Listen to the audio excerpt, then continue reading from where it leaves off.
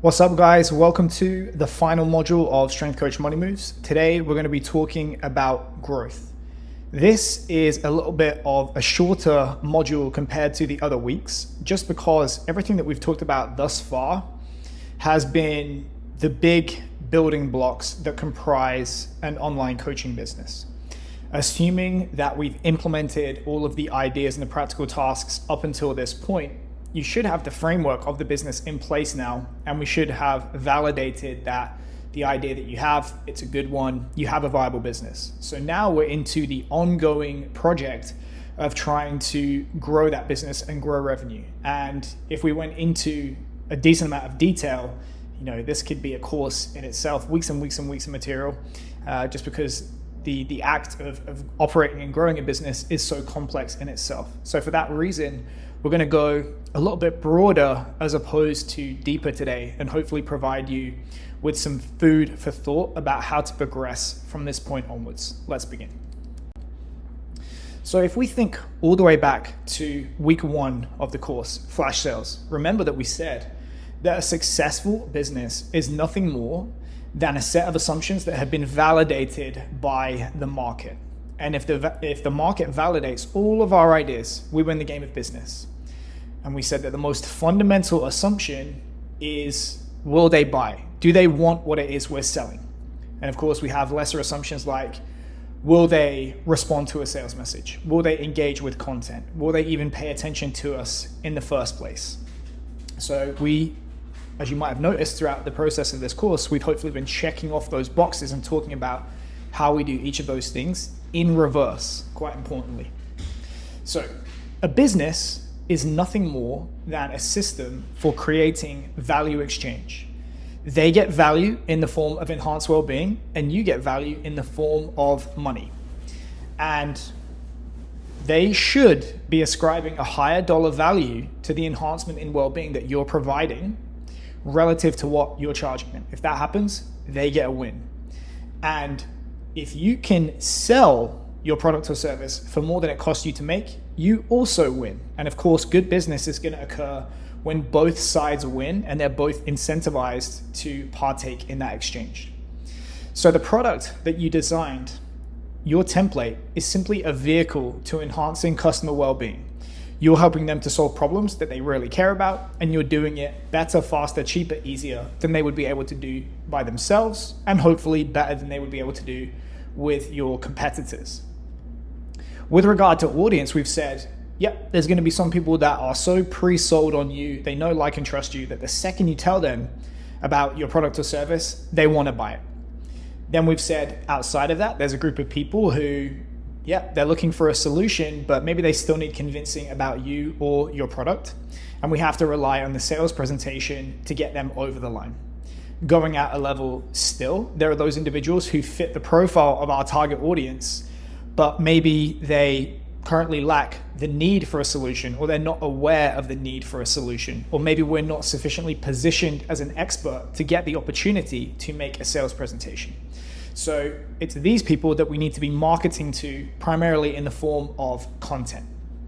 And of course, everything that I just mentioned, it hinges upon having an intimate understanding of your target audience. So what their pains and problems are, what's important to them, how and where to find them, and how best to communicate with them. And how much money you're going to end up making as an online coach is contingent on a number of factors, but I think it's fair to say if you can achieve all of those goals to any degree that we've just talked about, then you have a functioning online business. And thereafter, your goal is to feed that machine to increase its outputs, namely money for you. And that's what we're going to talk about today. So let's visualize what we just talked about.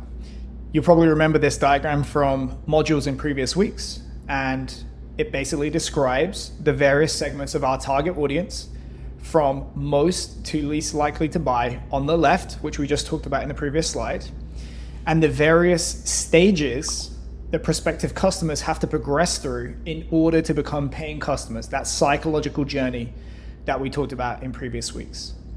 And this is because, for obvious reasons, we can't limit ourselves to interacting or doing business with just the limited number of people that already know, like, and trust us.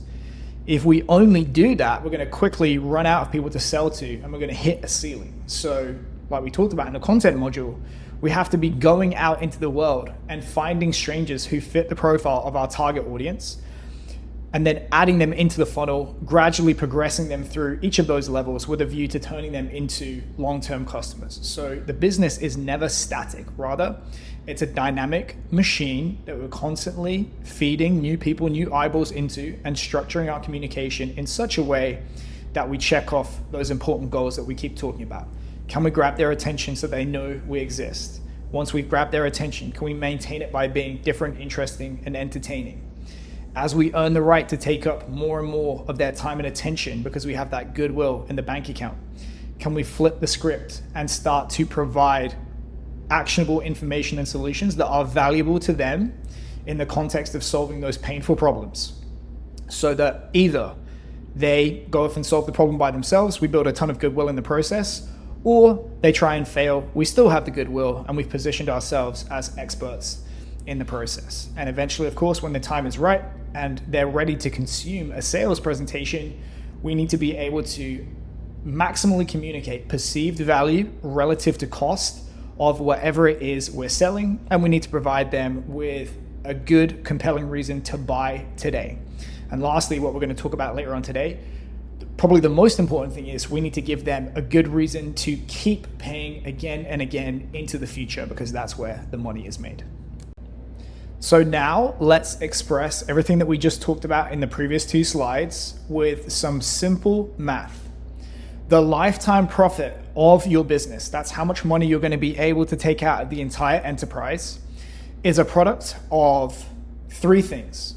Customer number, that's how many people you do business with, multiplied by the lifetime profit of each customer, so that's how much profit you're able to take from each customer, minus fixed costs. You can pretty much ignore fixed costs right now, but that's basically your bottom number that it's going to cost you to operate the business, regardless of how much business you do. You can think of this as stuff like utilities, equipment, real estate if you have it, but it's so small with an online coaching business, you can just ignore it and concentrate on customer number multiplied by lifetime profit. Customer number, as we've said before, is a product of distribution multiplied by conversion. How many people do you interact with per unit of time, multiplied by the proportion of that distribution that you turn into paying customers.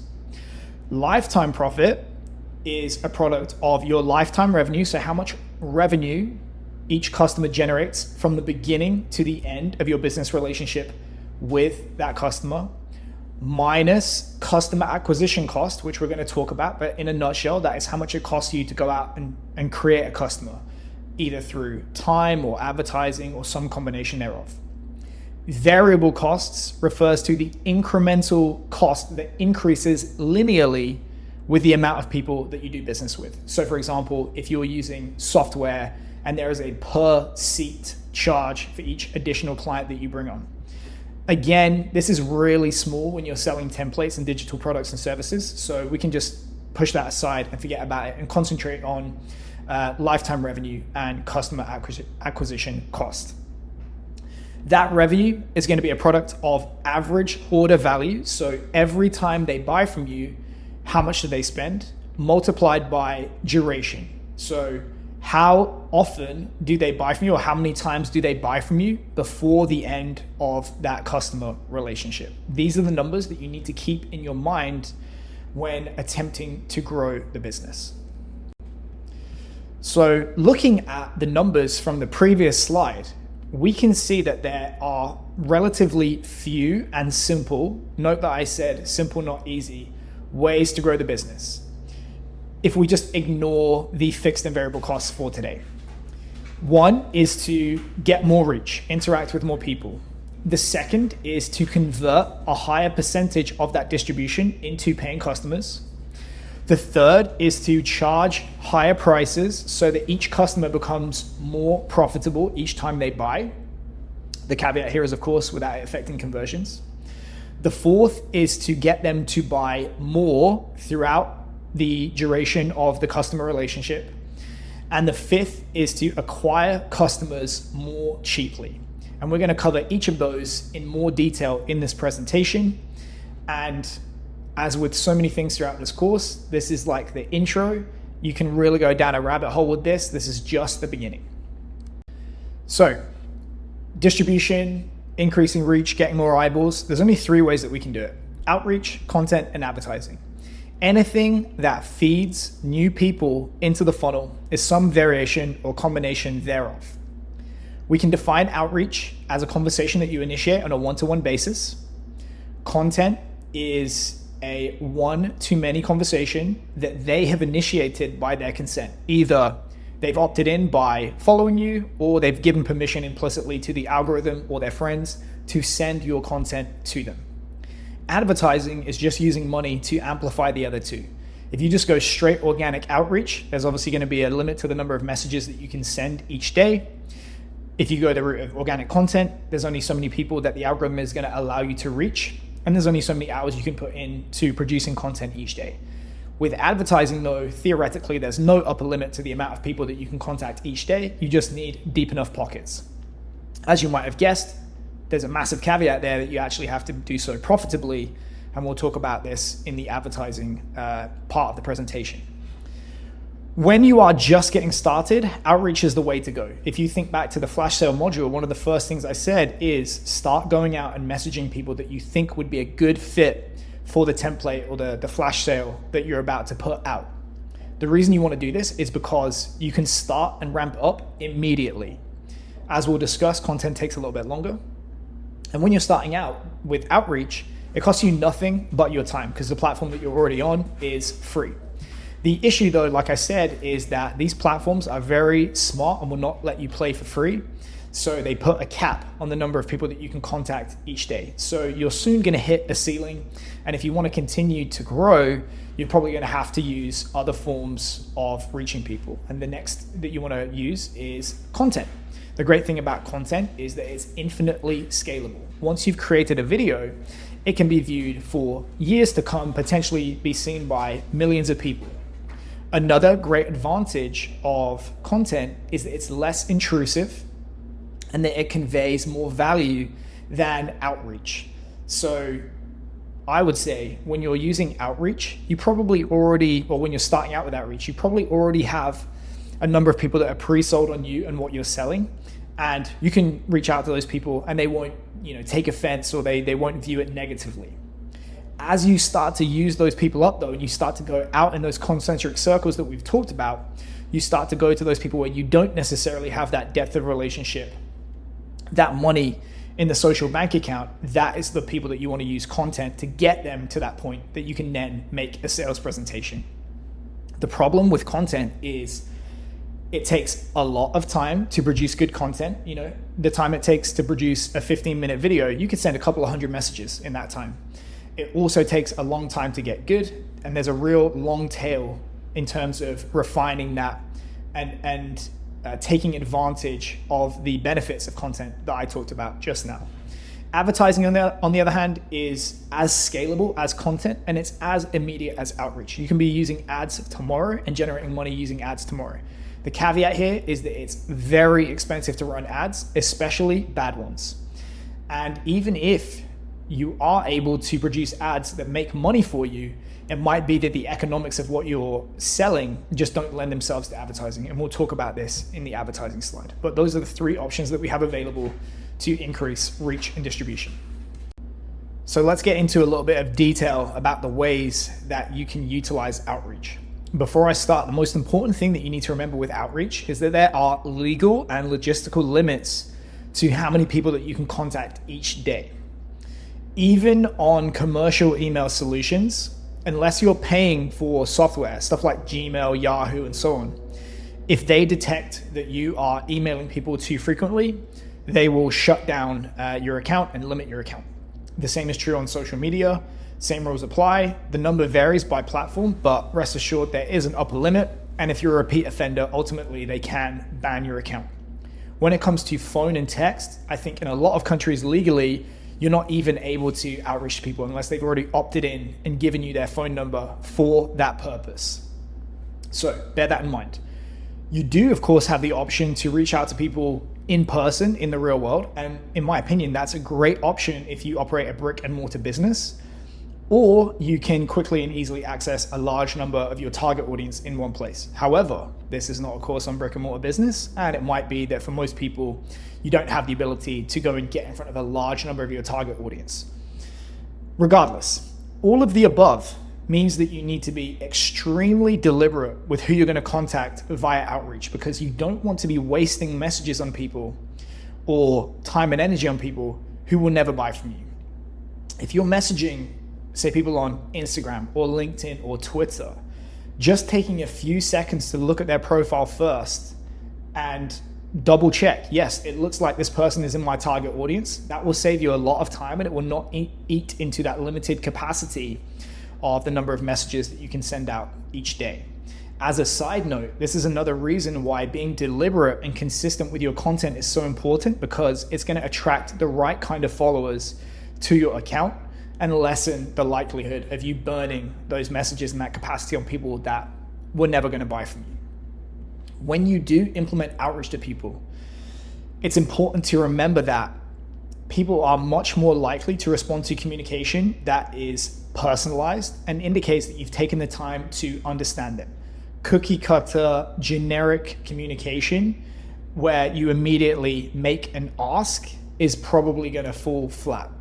You have to remember that people are reciprocal in nature, and if you want to ask, you first have to give. And in my experience, in my opinion, it's much easier to make that ask if you first initiate the relationship by giving. Maybe that's a piece of content, maybe it's a lead magnet, which we're going to talk about later on, but certainly do not enter into that kind of relationship empty-handed, and do not enter into that relationship by making a sales presentation off the bat effectively without permission. Regardless, you have to remember that it is a numbers game. The percentage of people that respond to outreach is in the single digits, and the percentage of those that buy is even less than that. So you are not going to be able to find out if this is working for you after a week or 2 weeks if you're sending 50 messages a day, for example, on Instagram, which is the upper limit. You do need to really give it a decent amount of time to see the success or failure of this strategy reflected in the numbers. We covered content in some depth last week, so I'm not going to repeat myself on this slide, only to remind you that there are only two ways that people can discover your content on social media. Either the algorithm serves it up to them, or someone shares it with them. You can increase the likelihood of both occurring by making better content. Of course, that's going to vary according to where they are in the customer journey, but in general, it needs to be very entertaining and engaging, or very useful, or ideally both. Putting this aside and getting into some stuff that we didn't talk about last week, the most practical and least glamorous way that you can increase distribution with content is to just post on more platforms. For whatever reason, it might be that different segments of your target audience live on different platforms. And if you're limiting yourself to just one platform, you miss out on the opportunity to get on their radar, initiate some kind of relationship with them, and eventually do business with them. So for that reason, you're going to want to cross-post between platforms. And as I said last week, short-form video is the format of content that most lends itself to cross-posting, because they all pretty much host it and they all pretty much pump it the most with the algorithm. Another way that you can increase distribution is by posting content more frequently. And this is because the algorithms that govern these platforms, they will only put out each piece of content that you produce to a limited portion of your existing following. And it follows logically that they're not always going to put out your content to the same proportion of your following. So if you just put out more content per unit of time, the likelihood that you're going to reach a greater proportion of your following goes up, and the numbers that follow from there in terms of revenue. Now, rather than rely solely on the algorithm and your existing followers to get on the radar of strangers, you can also use collabs and guest appearances, which I think is a great thing. It's essentially just you sharing somebody else's audience, somebody else's platform, in an attempt to incorporate some of their audience into yours. Now, as a rule of thumb, I think it's really important that you don't go out and collaborate with your competitors. It just doesn't make any business sense. So you need to be looking for parallel, non-competing businesses. If I'm a rugby strength coach, I'm not going to go out and do collabs with other rugby strength coaches, Maybe I do it with prominent rugby players, or I do it with physical therapists, or supplement companies, or equipment providers, or technical coaches, and so on. So we're going to be sharing a lot of overlap between our audiences, but we're not competing with one another. The second thing that you want to be mindful of when you do collabs is collaborating with people that have roughly the same or slightly smaller or slightly bigger audience than you. When there's a big disparity between the two, if you have the bigger audience, you don't really have a good incentive to collaborate with the person with the smaller account. And when you're the small account, you don't have an incentive. The bigger account doesn't have an incentive to collaborate with you. So you want to be roughly the same size. Like I mentioned before, advertising is just using money to do content or outreach on a bigger scale.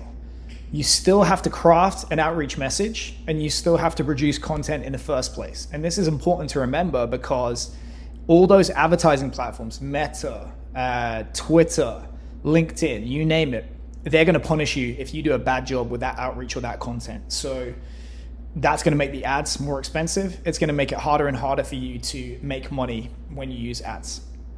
To that end, I would not recommend that you use ads until you have some serious reps under your belt with regard to creating content and doing outreach and also making sales presentations.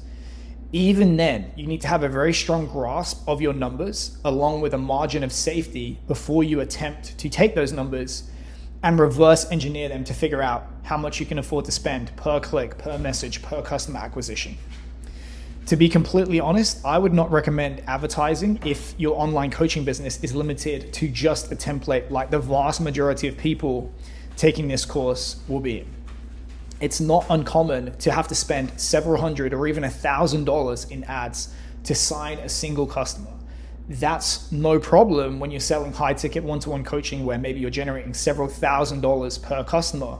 But if the thing you're selling is only, say, $50 to $100, that's a great way to set money on fire. So really, the purpose of this slide is just to make you aware of the things that you have to consider with advertising and to put it on your radar for the future.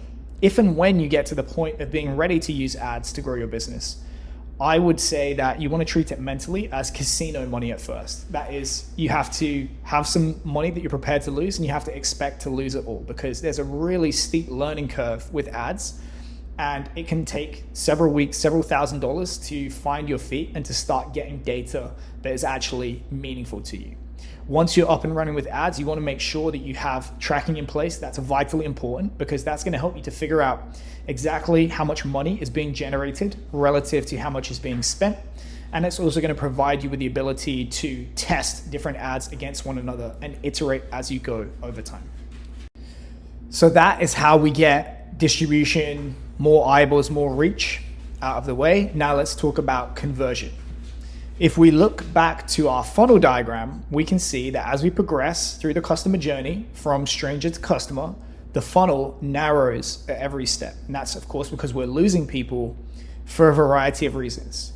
It might be that, for example, we're able to grab attention, but we can't keep it. It might be that we can keep it, but only enough to entertain people rather than educate them and position ourselves as experts. It might be that we do a good job of educating people and positioning ourselves, but maybe they have no need or desire to hear a sales presentation. It might be that they're willing to consume a sales presentation, but for whatever reason, they're not sufficiently motivated to buy there and then. Of course, it should be expected that we're not going to convert 100% of the people that we interact with, our distribution, each month, each year, whichever time frame we're looking at. Some of them are not going to be in our target audience. Some of them genuinely won't have a need for what we're selling. Some won't have the money. Some will have spent their money elsewhere with our competitors, you name it. But for those who do fit our target audience, and they are qualified prospective buyers, the goal should be to convert 100% of those people into becoming customers and to lose as few people at each stage of the customer journey along the way. And there are two ways to do this. The first is to just be better. Be better at commanding and keeping attention. Be better at providing value and actionable information in your content. Be a more persuasive salesperson. Build a better product, and so on. The second way is to try to get people back into the funnel if and when we fail to advance them from one stage to the next within the customer journey. And the fancy term for that is remarketing. All we're doing with remarketing is reconnecting with people at the level of the funnel above where they dropped out, to basically see if we can have another swing at them and achieve the goal that we failed to achieve before. So if we grabbed attention, but we couldn't keep it, well, we need to keep providing them with that top of funnel material that's going to grab and keep their attention that we talked about last week. If we can keep their attention, but they're not ready to consume a sales presentation yet, well, we need better positioning. We need to provide more value in that middle of funnel.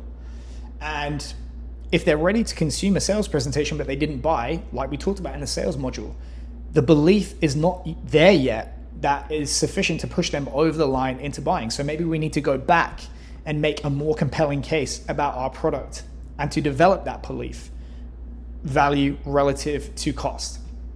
Now, I'm not going to go into a great deal on this slide, but suffice to say, remarketing to people at scale without ads is very difficult, because is there a way to manually find someone that watched one video but not others on your profile and then send it to them? No, there's not. Likewise, if you are able to identify people that are only watching certain kinds of video, well, can we reach out to them and send them specific videos that are going to build positioning and convey expertise? Not really. However, once we get down to the level of people regularly consuming content and positioning ourselves as an expert, we can and should ask for their email address. This is because once we have their email address, we are able to send them specific targeted communication, and it's much, much cheaper than trying to remarket via ads or organic social media alone. It's cheaper than ads, and it's much more effective than organic social media and hoping and crossing your fingers that the algorithm is going to deliver the right content to people. An additional benefit of email marketing is that you own your email list. Nobody can take it from you, and you can take it with you if you choose to switch platforms. This is not the case on social media, where in reality, they just rent your account and your following to you, and it can be taken away on a whim. So if you take nothing else from this section, you need to be building an email list, and you need to be email marketing. So that begs the question, how do you get these emails? Well, remember that time and attention are scarce resources.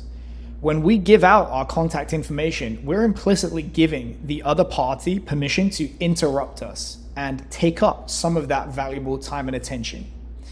We also need to remember that reciprocation, that goodwill, is only generated when we create more value than we extract with the other party.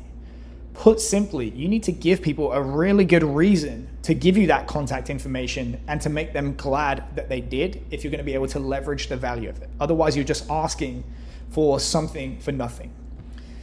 That thing that you're going to give them is a lead magnet. Think of this as the baited hook that attracts your ideal customers. In the same way that you talking about certain things with your content is going to attract your ideal customers, the same is true of the free resource, the lead magnet that you're going to give out. Based on your intimate knowledge of the problems that most matters to your audience, you need to package together something that gives them a ton of value in solving that problem in a better, faster, easier, more consistent way than they have been doing. The caveat, though, is that you can't just give away the farm. Don't offer a complete solution to the entire problem for free, because you're never going to be able to make any money. You still need to make money as a business person. Consequently, and this is a straight steal from Alex Hormozi, there are 3 ways that you can achieve this outcome. The first is to offer a very comprehensive but narrow solution to a piece of the overall problem that you're solving for your customers. The idea being that you provide so much value in that narrow area that customers will happily pay you for an equally comprehensive solution to the rest. In my experience, though, you need to make it blatantly obvious that you're only offering a piece of the puzzle. The easier it becomes for prospective customers to mistakenly think that they've robbed the bank and they've got the entire solution for free, the less effective the lead magnet becomes. I've personally had good success with offering things like warm-up templates or rehab and prehab guides for single body parts, or less successfully, individual components of an entire workout. So for example, speed, and then kind of alluding to the fact that the weights portion of the program they have to pay for. Another option is you can use diagnostics. As I'm sure you're aware, when you are faced with a complex problem, the most productive approach is to not just throw the kitchen sink at the problem. Rather, it's way more productive to identify that rate limiting factor that we've talked about in previous modules, and then focus it intensely with the bulk of your resources. That's the law of the minimum. So consequently, any resource that helps prospective customers to identify where their rate limiting factor is and which area or activity is going to offer the greatest return on the investment of their resources, that's inherently valuable in itself. An additional benefit of a lead magnet like this is that there's no mistaking a diagnostic for a free program. And it naturally prompts the question, okay, if this is what I'm good at, this is what I'm bad at, this is the stuff that I need to focus on, how do I do that? And the answer, of course, is to buy whatever it is you're selling. A third and final option that I would not recommend is free trials. I've experimented with these and it just doesn't work with online training, online coaching. And this is because with digital training products and services, it's way too easy to opt in, screenshot everything, download everything, and then cancel. The mechanics of online coaching just don't lend themselves to this kind of lead magnet. Conversely, something like Netflix does great because the second you cancel, you're not able to watch your favorite show anymore. And it also works in brick and mortar businesses because the second you cancel, you're not able to train. It doesn't work in online coaching. Do not use free trials. I would say use the inch wide, mile deep solution or a diagnostic solution. So everything that we've covered up until this point, that has been with a view to increasing customer number. The other side of the equation that we talked about is to increase how valuable each customer is to the business. The easiest way to do this is just charge higher prices. Now, is it likely that less people will want to buy your stuff when you push up the price? A lot of the time, most of the time, the answer to that is going to be yes. However, that is both acceptable and desirable if the increase in revenue offsets any drop in conversion. So for example, if I double my prices from $100 to $200 and my sales conversion rate drops from 10% to 7%, in the previous example, each sales presentation is worth $10 to me, 100 divided by 10. But once I put my sales up, each sales presentation is now worth $14 to me, 200 divided by 7. So although my conversion rate dropped by 30%, my revenue has actually increased by 40%, and that is a good deal to take. However, you can't do this forever. Remember that people only buy when they perceive an economic surplus. They've ascribed a higher dollar value to the enhancement in well-being that they get from your product or service relative to the price that you are charging. And if the product or service remains unchanged, every time that price increases, the economic surplus decreases and a sale becomes less likely. And eventually prices may become so high that no economic surplus exists and nobody wants to buy. You've priced yourself out of the market. They're going to go do business with somebody else offering the same or equivalent product or service at a lower price where that economic surplus does exist.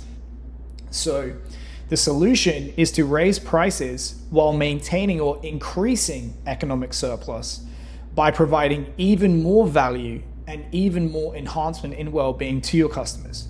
How do we do that? Well, let's revisit the value equation from the product module. We can increase the enhancement in well-being that customers experience as a result of consuming our product or service. As we said, this can be in the primary metric itself. So increasing the metric that we're hanging our hat on in terms of the product or service, that's basically going to come from adopting a more and more individualized approach and a less scalable approach to solving that problem. So rather than off the rack, it's a tailor-made suit. Or we can improve the other stuff that is along for the ride that people derive an enhancement in well-being from that we talked about, namely how you make them feel and the positive emotions that they associate with consuming your product or service. Another thing we can do is we can increase the consistency with which we achieve that enhancement in well-being that customers are paying for. And if we think back to the principle of inversion, that is just going to boil down to a more comprehensive approach that makes it even harder for customers to fail. We cut off even more the potential avenues for failure so that success becomes an inevitability. On the bottom side of the value equation, we can increase the speed with which results are achieved or reduce the negative emotions associated with achieving that outcome. And as I said, in previous weeks, I'm actually quite wary of forcing results to achieve more in a shorter space of time, because people just tend to crash and burn, and any increase in speed is typically offset by a big increase in the suffering and negative emotions associated with doing so. I think it's much easier to just make the process less painful and more convenient. And outside of the training itself, the most painful and negative emotion associated aspect of online training is going to be any time the customer has to expend time, energy, and attention. This ties into the discussion that we had in previous weeks about friction. Think of all the little things that you have to do when programming for yourself that can be removed. So exercise selection, calculating loads, entering data, maybe even having to use and set up different pieces of equipment. If we can eliminate that, we're going to offer a more valuable solution to our customers. So long term, you should absolutely make it your goal to offer more valuable solutions to your audience and charge a higher price for them. However, as the price goes up, the perceived cost is also going to go up because the actual cost is going up. And that means that the perceived value generated in the sales and marketing process also has to go up as well, ideally by more, if they're going to buy.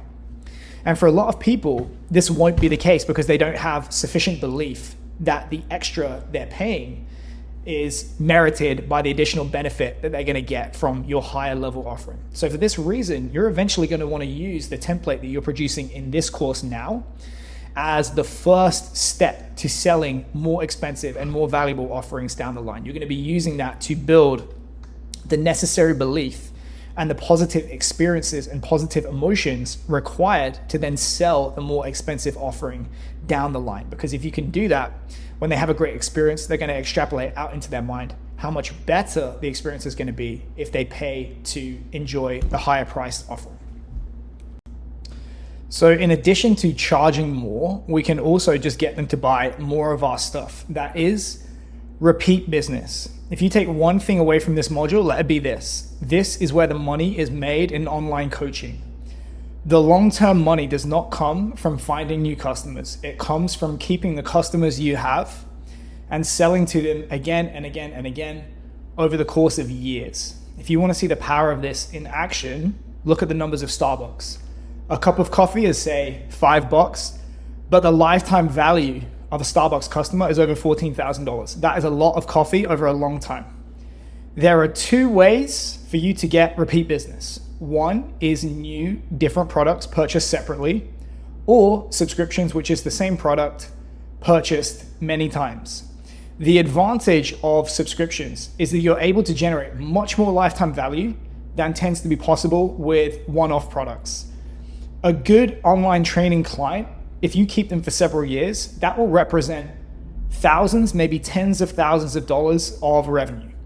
It's extremely unlikely that you're ever going to hit these numbers with one-off products. You probably just don't have it within you to produce that many products, and they probably won't buy that many. So by lowering the price point on the front end with a subscription and extending that customer relationship out over a longer and longer time, the overall lifetime value tends to be a lot higher than is possible with one-off products. Psychologically, an additional benefit of subscriptions is that human beings tend to experience a lot of behavioral inertia. That is, they're going to keep doing what they've been doing unless you give them a really compelling reason to change. With one-off products, every time you want the customer to buy, you have to sell them and you have to get them to overcome the behavioral inertia of not paying for the thing that you're selling to them. It's a subtle difference, but with subscriptions, the behavioral inertia is to maintain the subscription and to keep paying. So with products, selling and consumption exists in a one-to-one relationship. Every time you want them to buy and consume, you have to sell them. But with subscriptions, you sell once and they consume many times. The issue, however, is that overcoming that initial inertia to sell a subscription in the first place is much harder than it is for one-off products. Customers rightly start to extrapolate out into their mind just how much your subscription is going to cost them over the long run. Whereas with one-off products, they know exactly what the cost is going to be. It's fixed. They know how much it's going to cost them. A second challenge with subscriptions is that you're constantly having to justify your value to customers. Remember that with one-off products, people buy when the perceived value relative to the cost is sufficiently high, they have that economic surplus, they have a great reason to buy. With a subscription, however, customers are running that calculation in their head every single month. And because we tend to value things that are novel, that only tends to go down with time because the program isn't as new. Also, their motivation isn't as strong. And thanks to the laws of biology, the results that they got in the first few weeks are probably slowing to zero over time. So there's a lot of work that needs to be done on your part as the business owner to keep giving subscription customers a compelling reason to stay every single month. And if you don't, they're just going to cancel and leave, often after generating less revenue than if you just produced a really good, expensive one-off program or series of programs and sold that instead. Lastly, there are a number of logistical challenges associated with subscriptions that don't exist with one-off products. Things like managing access to training platforms, handling billing, chasing people when they fail to make a payment. Also, if you do want to go the route of paid growth via advertising, with a subscription, all of your acquisition costs are going to be paid on the front end. If it costs me, for example, $500 to acquire a customer, I start that subscription $500 in the hole. And then I'm forced, due to the nature of the subscription, to make that money back bit by bit, month by month. And often it can be several months, maybe even longer, before I even break even and start to make profit on a subscription customer. So for that to work, you need a very strong grasp of your numbers, you need deep pockets, and you need big balls. So I would say on balance, a subscription is probably the more lucrative option, and you can certainly make it work for you. Whereas adding additional products, solving the same problem from different angles with different variations, that's a lot easier to do. Pick your poison. Or you can, of course, do both. You can sell a one-off product on the front end and then transition into a subscription-based product. The final thing we can do to increase the productivity, the profit of the business, is to acquire customers more cheaply. Said another way, we're just trying to increase the gross profit margin of the business.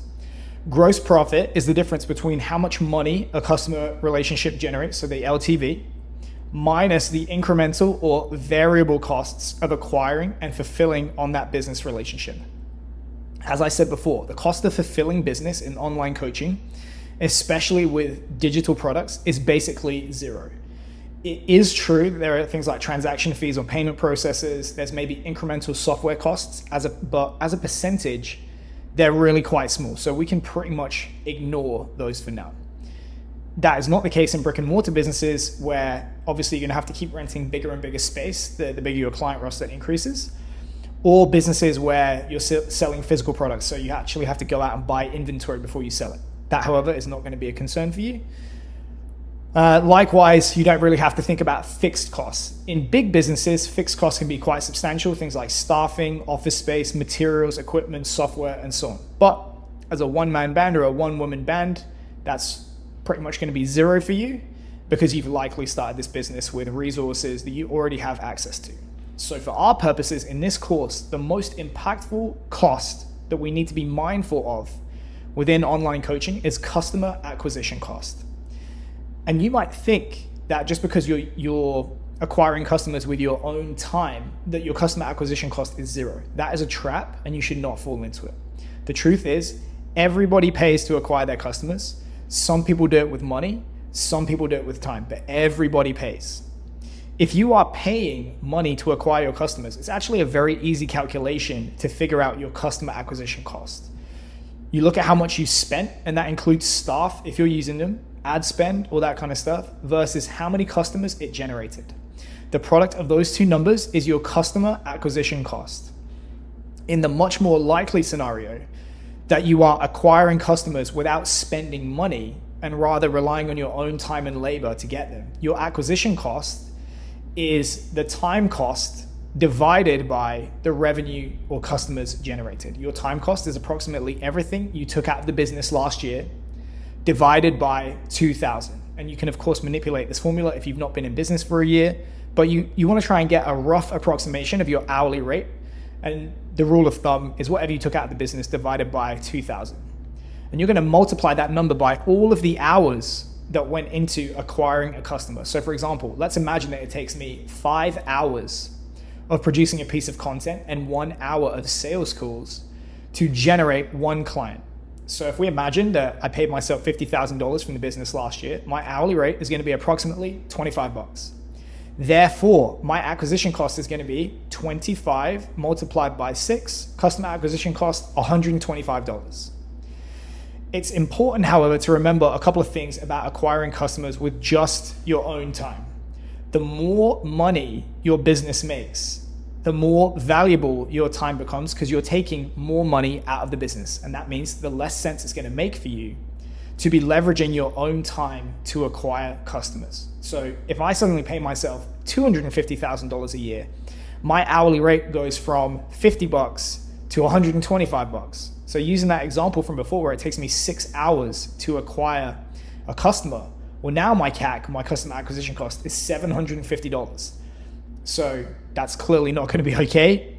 The strategy of acquiring via time and labor only, it makes the most sense when you're just starting out. But the more you make, the more sense it's going to make for you to transition to acquiring customers with money rather than time.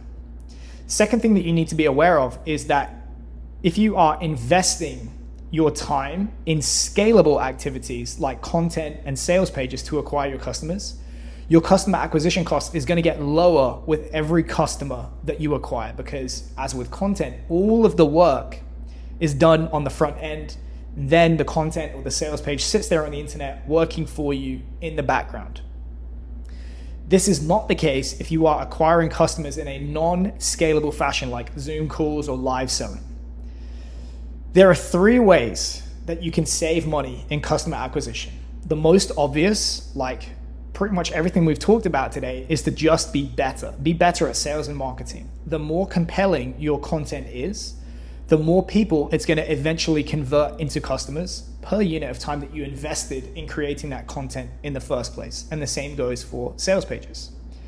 Likewise, if you're doing written sales or in-person live selling, the more effective a salesperson you are, the better you're going to convert people and the less time it's going to take you to convert them. And as a consequence, every hour that you put into those activities is going to produce more revenue. However, as I alluded to, once you reach a certain size, you're going to have the first world problem of your time being too expensive to justify certain activities when it comes to sales and marketing. When you get to this point, the first solution I would suggest you look to is leveraging technology. So rather than relying on things like manual outreach, messaging people on Instagram, maybe you can start to get software to do at least a part of the job for you, or maybe ads. Rather than rely on outreach, maybe you can invest more and more time into organic content at scale because that's going to be working for you in the background 24/7, 365, whereas outreach will not, and outreach is capped. So we can take that time and we can invest into something more scalable without a ceiling. Lastly, if the price point allows, maybe you can switch to sales pages instead of live selling situations or selling in the DMs. Because again, DM selling only works when you're sending those DMs, when you're interacting with people. Likewise with live presentations. However, a sales page that's working in the background for you, it can sell to 100 people at once. There's really no limit to how productive that sales page can be for you. As I said though in the sales module, my experience is that beyond a certain price point, people just need a human being to be interacting with to have them selling them in order for them to get over the threshold of belief that is required to make a buying decision. However, I've experienced that anywhere up to $1,000, you can absolutely rely on a sales page, maybe a more complicated, longer one with a video sales letter, but you can certainly sell people up to $1,000 in my experience with just a sales page. If and when you encounter a sales and marketing activity that you cannot outsource the technology, either because, say, the problem's too complex or you don't have the budget for it yet, or let's say if the price point of what you're selling is too high to warrant things like sales pages, the next best option after technology is going to be to outsource the work that you would be doing to other people whose time is valued more cheaply in the marketplace. So if you read the book Buy Back Your Time by Dan Martell, he would argue that you should only be outsourcing to people whose time is 25% or less the cost of yours. And this is because You want to maximize the productivity and profitability of the time that you buy back for yourself.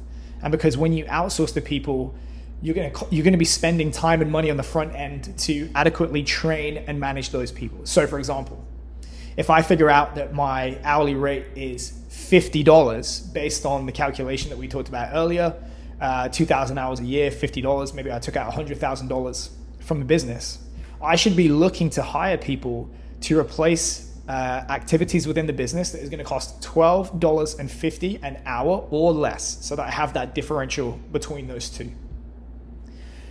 This is in the interest of saving time. I'm not going to get into a massive discussion about staffing and training and managing and all that kind of stuff, but I will just say this. In my experience, software should always be your first option as opposed to staffing. Staffing is a distant second.